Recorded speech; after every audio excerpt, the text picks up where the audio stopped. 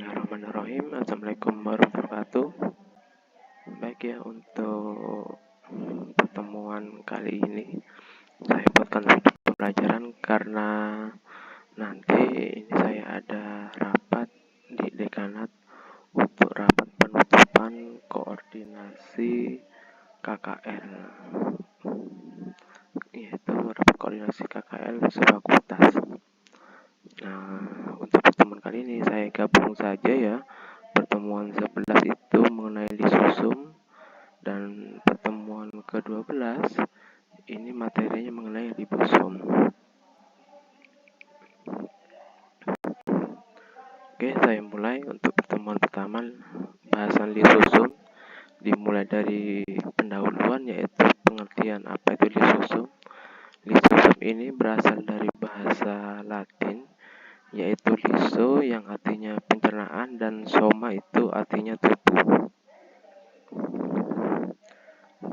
Jadi ini semacam ini ya, semacam tubuh untuk mencerna. Mencerna apa? Tentunya nanti itu pasti ada yang dicerna, itu dari makromolekul ataupun mikromolekul dari sel-sel lainnya yang sekiranya itu sudah tidak berguna lagi ataupun dianggap hal yang asing. Lisusum ini merupakan kantong yang berbentuk agak bulat dikelilingi membran tunggal yang digunakan sel untuk mencerna makromolekul. Lisusum ini ditemukan pada tahun 1950 oleh Christian de Neuve dan ditemukan pada semua sel yang dia itu eukariotik. Jadi hanya pada sel eukariotik saja, bukan pada sel prokariotik. Artinya sel yang sudah tingkatnya tinggi, terdiri dari berbagai organisasi lainnya, sedangkan sel prokariotik itu sel yang sederhana.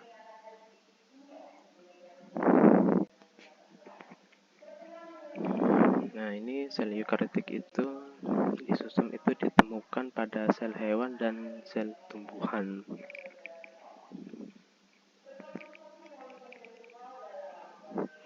Kemudian untuk struktur lisusum itu umumnya berdiameter 1,5 nanometer, walaupun kadang-kadang itu ditemukan lisusum itu berdiameter 0,05 nanometer. Kemudian lisusum ini berisi enzim-enzim hidrolitik seperti enzim protease, lipase, nuklease, fosfatase, dan enzim pencerna yang lain. Organel ini bermembran bulat dengan diameter yang begitu kecil, hanya 0,2 mikromolar sampai 0, mikromolar, sehingga sangat sulit itu dilihat dengan mikroskop yang biasa, yang cahaya. Kalau yang elektron pasti bisa. Kemudian mengandung sejumlah besar enzim hidrolase asam yang aktivitas enzimnya aktif itu pada keadaan pH kurang lebih 5. Kemudian pengelompokan enzim lisusum, ini ada enzim dan substratnya, itu bisa dilihat. Misalnya itu ada enzim fosfatase, ada asid fosfatase, substratnya fosfonisterus itu, dan seterusnya itu ke bawah itu. Ada yang nuklease, protease, kemudian sampai ke bawah itu lipid hydrolysing enzim.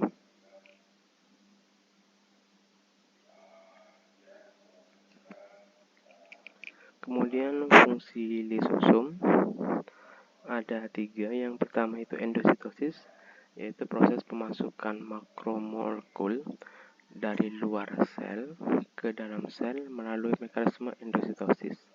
Mekanisme endositosis itu biasanya dia itu dari membran sel ataupun membran sitoplasma, dia akan mengelilingi benda yang akan masuk supaya dia itu tidak bisa bergerak.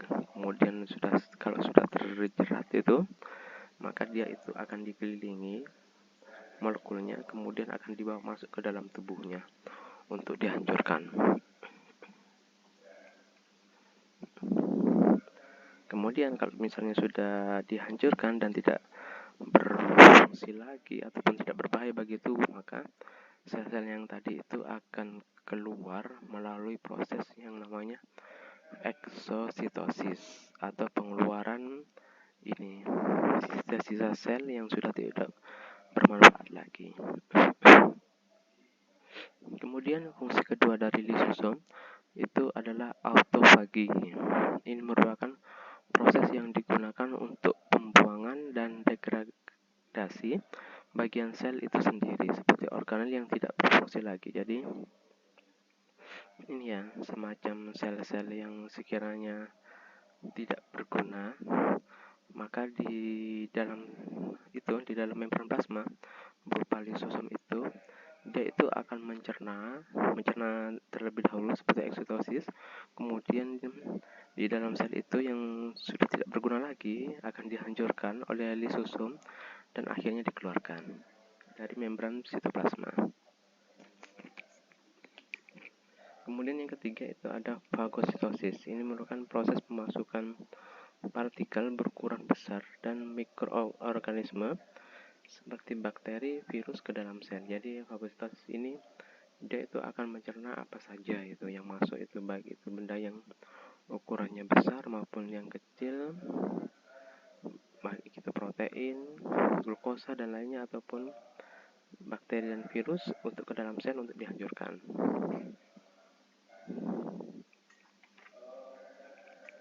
Kemudian jenis lisosom ada dua. Yang pertama itu lisosom primer, yaitu lisosom yang belum digunakan untuk pencernaan ataupun hidrolisis. Kemudian yang kedua ada lisosom sekunder, yaitu lisosom primer yang telah terlibat dalam aktivitas pencernaan sel dan di dalam lumennya itu terdapat substrat dan enzim-enzim hidrolitik.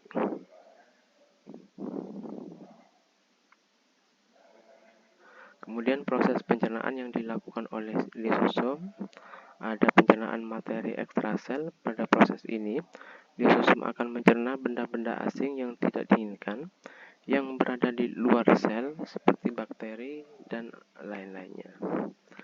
Kemudian yang kedua, pencernaan organel intrasel. Tujuannya untuk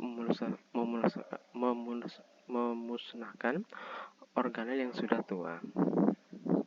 Jadi organel di dalam sel yang sudah tua yang sekiranya fungsinya kurang berperan, maka dia itu supaya tidak menjadi semacam beban penyakit ya, ataupun kanker, maka akan dihancurkan sehingga bisa digantikan oleh sel yang muda.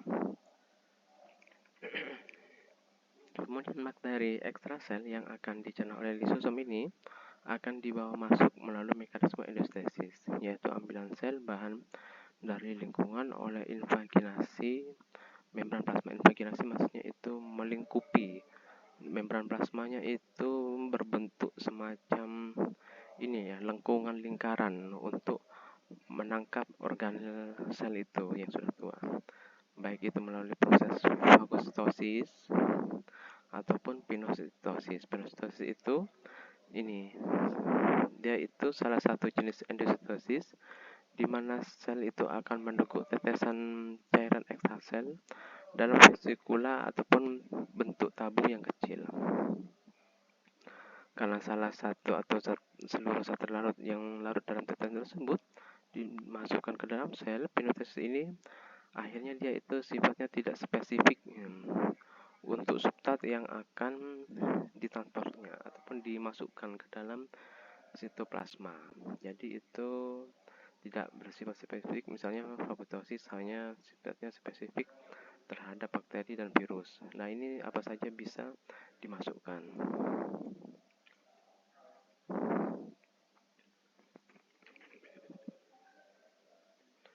Kemudian proses pembentukan lisosom itu ada dua macam. Yang pertama enzim lisosom. Pertama itu dihasilkan oleh ribosom, protein ribosom.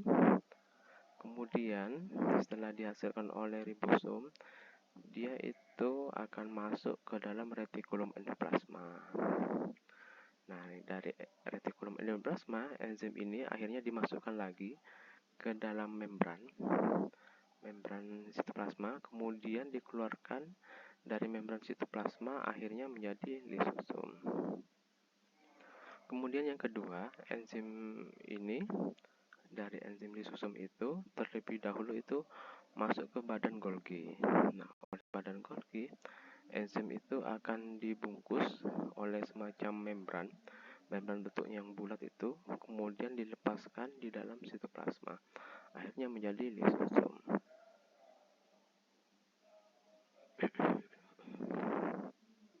Nah, ini pembentukan lisosom dan aktivitasnya. Itu ada lingkungan intrasel, contohnya ini pada badan Golgi. Nah, itu lisosom primer dihasilkan oleh badan Golgi. Kemudian lisosom bergabung dengan endosom ataupun semacam membran yang bentuknya bulat itu. Kemudian setelah itu produk hasil cernaan, molekul-molekul kecil hasil pencernaan ini akan bergabung ke dalam sitoplasma. Kemudian materi yang sudah tidak dicerna itu dikeluarkan keluar sel saat terjadi fusi partikel dengan membran plasma. Nah, itu membran plasma. Kemudian ada partikel makanan yang masuk, itu bisa bentuknya seperti itu. Dia akan dilingkupi oleh membran plasma menjadi bulatan yang namanya endosom. Setelah itu dia itu akan masuk lagi itu ke badan Golgi untuk dicerna proteinnya. Ini adalah semacam ini ya, di membran plasma itu ada yang namanya endositosis, seperti partikel makanan yang masuk dilingkupi. Kemudian ada juga yang namanya eksositosis. Eksositosis artinya pengeluaran ini hasil pencernaan ataupun sel-sel yang sudah tidak berguna lagi itu dikeluarkan ke lingkungan ekstrasel ataupun lingkungan di luar sel.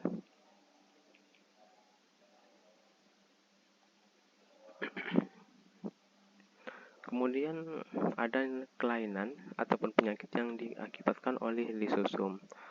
Berbagai kelainan keturunan yang disebut sebagai penyakit ini penyimpangan lisosom storage defect itu akan mempengaruhi metabolisme lisosom. Lisosom storage defect ini disease itu terjadi karena adanya mutasi di gen struktural sehingga kekurangan salah satu enzim hidrolitik yang aktif secara normal itu ada dalam lisosom. Substrat yang tidak dicerna itu akhirnya akan menumpuk di dalam sel dan mengganggu fungsi seluler lainnya. Nah, ini bisa kalau misalnya terjadi penumpukan di situ, bisa saja nanti akan menyebabkan penyakit. Nah, penyakit ini jarang ditemukan, yaitu sekitar 1 dari 7.700 orang. Nah, untuk kesimpulannya, lisosom itu pertama ditemukan pada tahun 1950 oleh Christian Deneuve.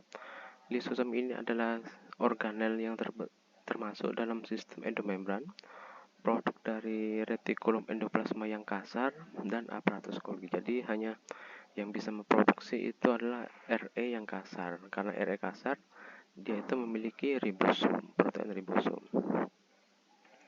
Kemudian lisosom ini memiliki keanekaragaman morfologi atau bentuk, yakni berbentuk agak bulat dan dikelilingi oleh membran tunggal bilayer yang digunakan untuk mencerna molekul-molekul.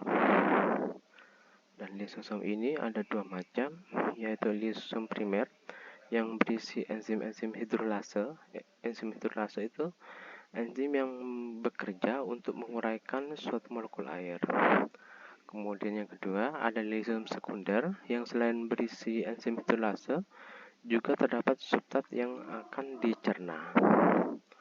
Baik, itu yang bisa saya sampaikan untuk pertemuan 11. Di pertemuan ke-12 saya buatkan ya supaya ini ya pembelajaran kita cepat dan juga kalian ini bisa beraktivitas untuk yang sedang ini double mayor itu. Baik, saya akhiri, terima kasih. Assalamualaikum warahmatullahi wabarakatuh.